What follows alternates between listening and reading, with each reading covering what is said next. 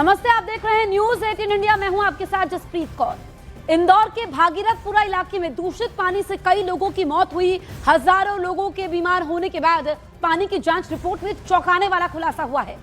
सूत्रों के मुताबिक पानी में वो बैक्टीरिया मिले हैं जो गटर के मल मूत्र में पाए जाते हैं। पानी की जांच करवाई गई थी। लैब रिपोर्ट से ये खुलासा हुआ है। एमजीएम मेडिकल कॉलेज की लैब में पानी के नमूनों की जांच हुई है। स्वास्थ्य विभाग को मिली रिपोर्ट में दूषित पानी की पुष्टि हुई है।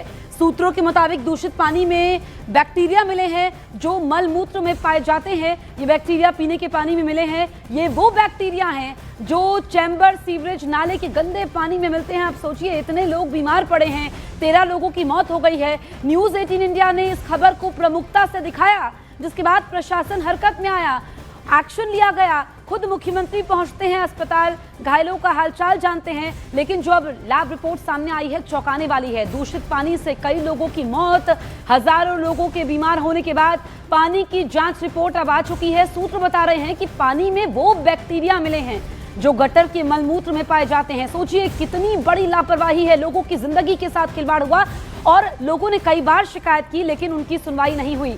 3 तस्वीरें आपके सामने हैं और देखिए, सिस्टम पर सवाल खड़े होते हैं। पीने के पानी में मिले मलमूत्र के बैक्टीरिया, ये चौंकाने वाली खबर है और सोचने पर मजबूर करती है कि किस तरीके से अधिकारी यहां पर सोए हुए थे।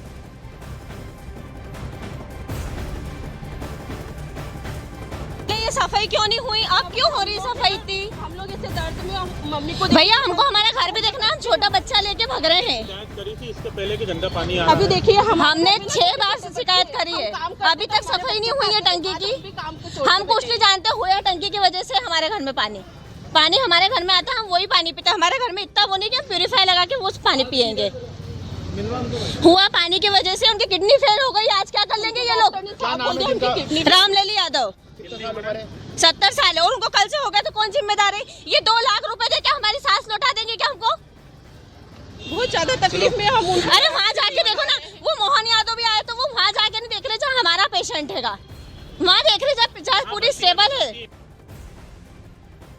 आज 13 पेशेंट हम लोगों ने एडमिट कराए हैं और निरंतर जो हमारी टीम, सर्वे की टीम है, वो घर घर जाकर डोर टू डोर देखती है इसमें, और वो किसी भी पेशेंट में अगर सिम्टम है तो उनको आइडेंटिफाई करती है। हम सभी जगहों पर क्लोरीन की टैबलेट्स और जो अपना ORS का सोल्यूशन के जो किट्स होते हैं वो सारा डिस्ट्रीब्यूट भी कर रहे हैं। ये कार्यवाही अभी आगे भी जारी रहेगी क्योंकि हम पूरी तरह से सुनिश्चित करना चाहते हैं कि इस पूरे क्षेत्र में कोई भी व्यक्ति अगर सिम्टम हो या लेट सिम्टम हो तो उससे ग्रसित कोई भी व्यक्ति ना रहे और हम सभी को जो आवश्यक मेडिकल केयर है वो उपलब्ध कराएं। माननीय मुख्यमंत्री जी ने निर्देश दिया है कि सभी तरह के सर्वे पूर्ण किए जाएं। जो संभावना थी कि पानी में सीवरेज का पानी मिला हुआ है वो कंटेमिनेट है और इसलिए उसका ट्रीटमेंट पहले से चालू था और अभी भी वही ट्रीटमेंट चल रहा है। मुझे लगता है कि चौकी के पास जो हमें साइन मिला हो वहाँ पर वही स्थान सबसे प्रमुख है। बाकी भी हम 100% चेक करेंगे। कम से कम इसमें 8-10 दिन लगेंगे पूरे कॉलोनी को पूरा की पूरा माइक्रो चेकिंग के लिए। तो इंदौर में सिस्टम की लापरवाही की परतें एक एक करके खुल रही हैं। सूत्र बता रहे हैं कि इंदौर नगर निगम के पास सैकड़ों शिकायतें आ चुकी थी, लेकिन अफसर फाइलों को यहां वहां घुमाते रहे। 1 दिसंबर आपको बताएं कि महीने भर में ही गंदे पानी की 300 से अधिक शिकायतें नगर निगम के पास पहुंची। खबर आ रही है कि नगर निगम 300 शिकायतों के बाद भी नहीं जागा। लोग गंदे पानी की शिकायत कर रहे थे। नगर निगम को जो 300 शिकायतें मिली उनमें भागीरथपुरा जोन 4 की ही 23 से अधिक शिकायतें हैं। भागीरथपुर में पाइपलाइन के मामले कई बार लटके। 2022 से नई पाइपलाइन डालने के लिए फाइल दफ्तरों में घूम रही थी। इसके लिए 25 नवंबर 2022 को एक बैठक हुई थी और भागीरथपुरा में नर्मदा पाइपलाइन बिछाने और नए कनेक्शन के लिए मालवा इंजीनियरिंग नामक एजेंसी को चुना गया था। लेकिन बैठक में प्रस्ताव के पास होने के बाद से फाइल अचानक गायब हो गई। जानकारी यह है कि फाइल परिषद दफ्तर में ही रखी रही।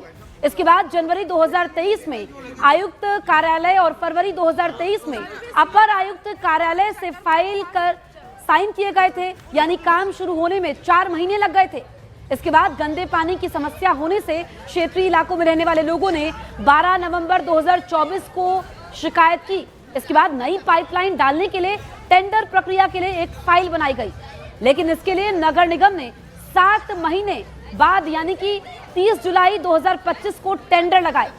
इसके बाद एजेंसी फाइनल भी हो गई, लेकिन नगर निगम की ओर से एजेंसी को वर्क ऑर्डर जारी नहीं किया गया।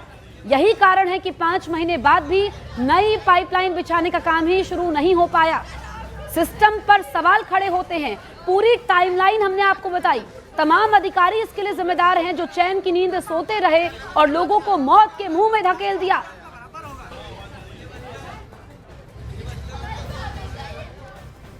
तो भागीरथपुरा में दूषित पानी पीने से 27 अस्पतालों में उल्टी दस्त से बीमार मरीजों का इलाज चल रहा है। आप इस ग्राउंड रिपोर्ट के जरिए समझिए कि वहां पर स्थिति क्या है।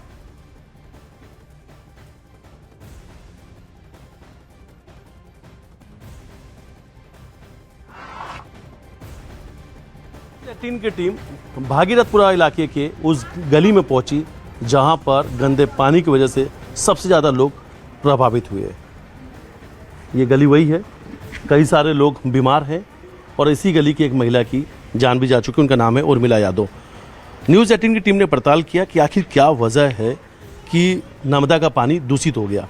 तो चलिए सबसे पहले एक तस्वीर आपको दिखाते हैं। इस वक्त हम जहाँ पर मौजूद हैं, इन तस्वीरों को अगर आप देखेंगे तो नीचे ड्रेनेज है। ये ड्रेनेज चैम्बर जो है वो तस्वीर आप देख रहे हो। नीचे गंदा पानी बह रहा है, ड्रेनेज से वो गंदा पानी बह रहा है और उसके अगर ठीक ऊपर आप देखेंगे तो एक आपको और पाइपलाइन नज़र आ रहा है। ये पाइपलाइन नर्मदा का पाइपलाइन है और इसी से लोगों के घरों तक नर्मदा का पानी पहुंच रहा है और साथ ये वही कारण है जिसके वजह से लोगों के घरों तक ये दूषित पानी पहुंचा और लोग बीमार हुए।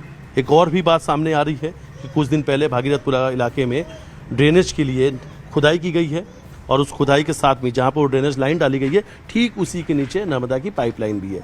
दूसरा कारण ये भी है, उसकी वजह से ही पानी दूषित हो सकता है। डॉक्टर ये हमारे साथ मौजूद हैं। हालांकि आज भागीरथपुरा में 22 डॉक्टरों की टीम तैनात की गई है। पैरामेडिकल पूरा जो अमला है वो भागीरथपुरा में मौजूद है।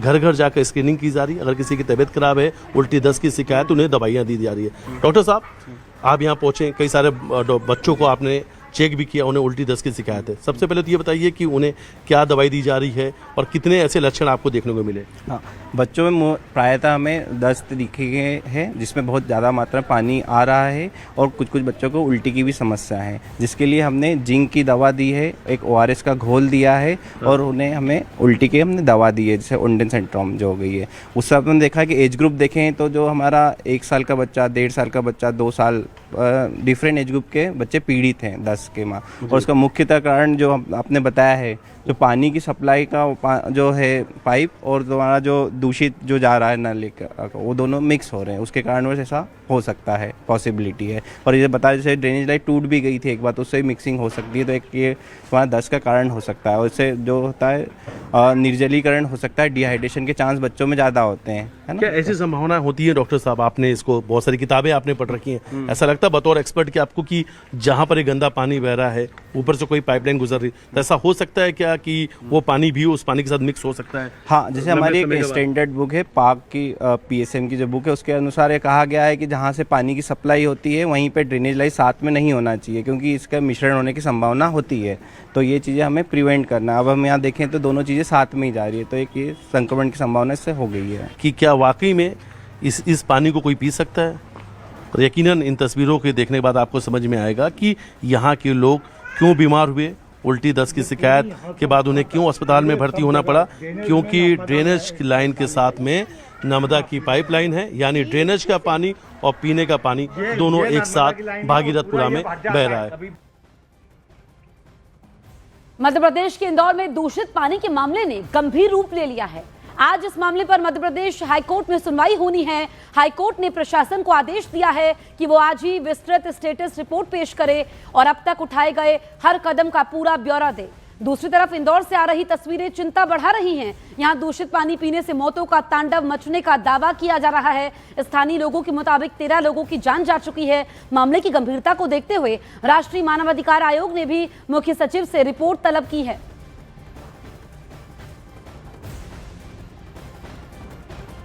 इंदौर जहरीला पानी कांड को लेकर कांग्रेस ने बीजेपी सरकार पर तीखा हमला बोला है। भोपाल में PCC चीफ जीतू पटवारी ने कहा कि सरकार ने अपना काम नहीं किया, जो जिम्मेदारी मीडिया ने निभाई उसके लिए वो मीडिया को धन्यवाद करते हैं।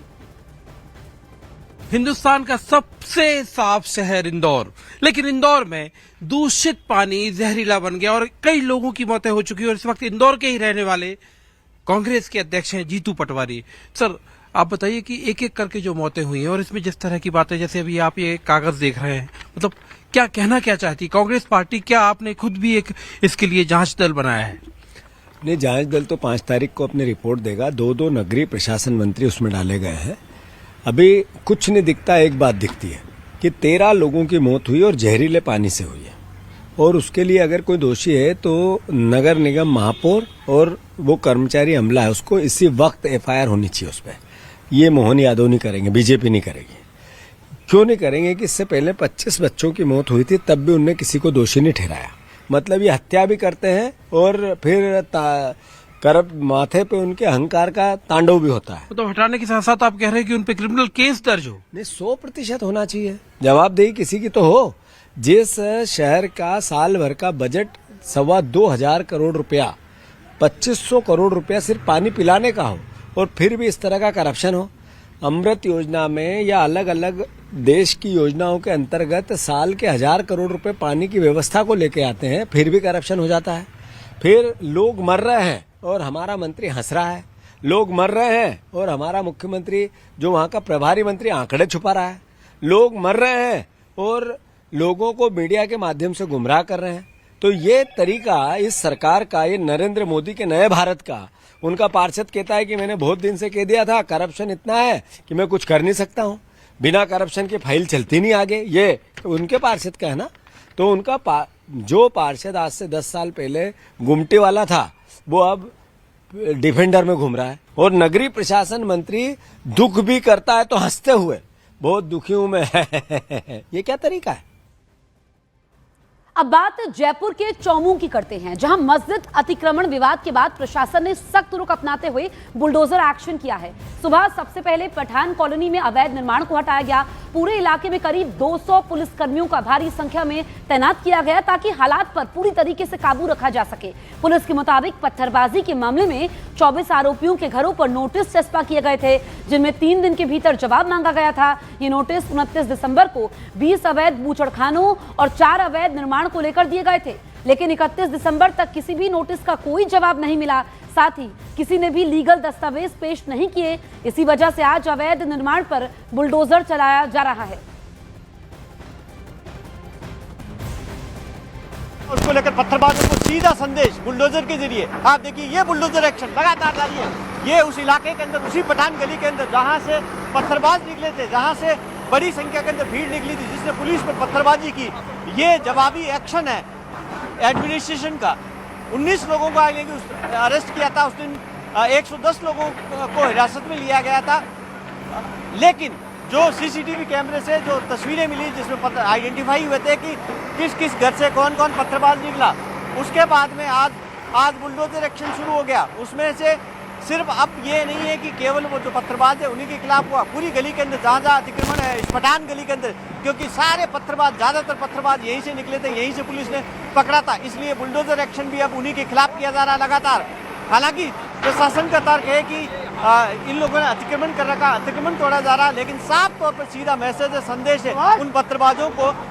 उनको मैसेज है कि अगर दंगा करोगे, अगर पत्थरबाजी करोगे, अगर सांप्रदायिक तनाव पैदा करने की कोशिश करोगे, तो उनके खिलाफ बुलडोजर चलेगा, पीला पंजा चलेगा। ये सीधा मैसेज, सीधा संदेश यहाँ पर देने की कोशिश की गई है प्रशासन की ओर से। यहाँ पर स्थानीय लोगों ने आपत्ति की, हालांकि उनको कहा कि उनको निशाना बनाया जा रहा, समुदाय विशेष को टारगेट किया जा रहा। पूरे की पूरी आप देखिए कि ये दीवार पूरी की यहाँ से, यहाँ इस पूरे घर का, ये आगे की पूरी दीवार यहाँ से तोड़ दी गई है।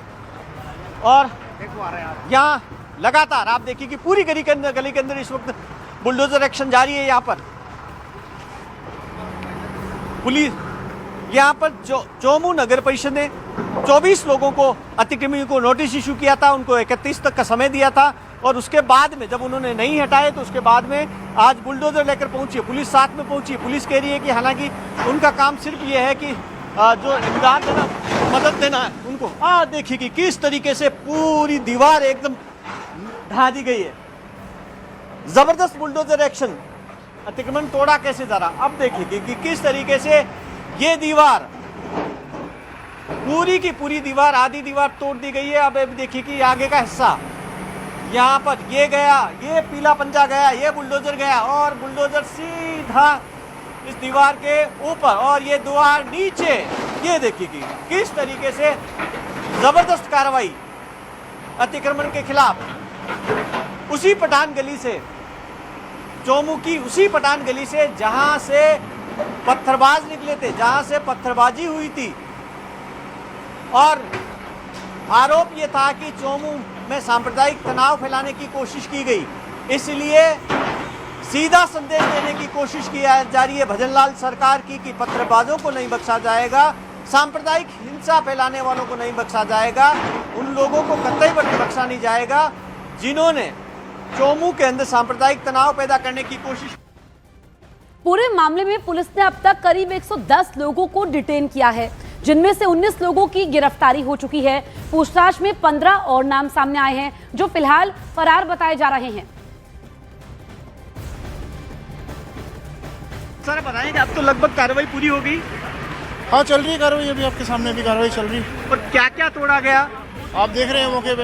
रैंप, नगर परिषद के अधिकारियों से पूछे आपने। रैंप कार्रवाई अच्छा कार्रवाई और चल रही है, वो करा लेंगे। ये स्थानीय लोग आरोप लगा रहे हैं कि कलिंद्री मस्जिद का बवाल हुआ, इसलिए आप द्वेषपूर्ण कार्रवाई कर रहे हैं, उनके खिलाफ टारगेट किया जा रहा है। ऐसा गलत है, कहना गलत है और कार्रवाई नगर परिषद कर रही है, हम तो केवल जाब्ता उपलब्ध कराया। वो कह रहे हैं कि केवल उन्हीं के इलाके में क्यों तोड़े जा रहे हैं। ये कहना गलत है।